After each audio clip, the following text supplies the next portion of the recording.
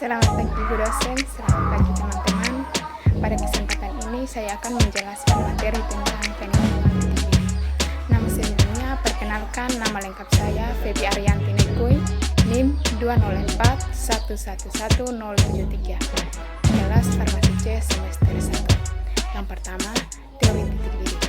Titik diri suatu cairan adalah suhu pada saat tekanan uap jenuh cairan itu sama dengan tekanan luar atau tekanan yang digunakan pada permukaan cairan. Apabila tekanan sama dengan tekanan luar, maka gelombang uap dapat membentuk dalam cairan, dapat mendorong air ke permukaan menuju fase gas.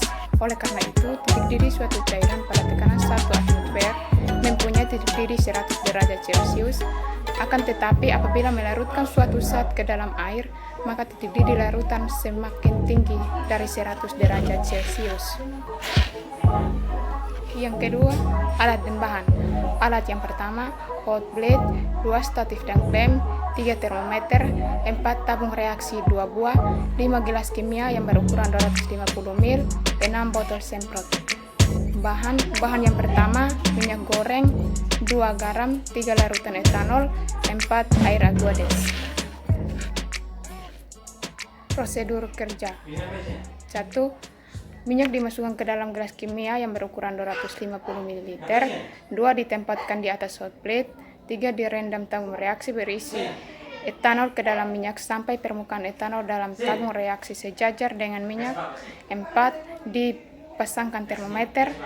5. Dipanaskan. 6. Diamati lalu diulangi prosedur dengan mengganti etanol dengan air dan ditambahkan air garam. 4. Hasil dan pembahasan.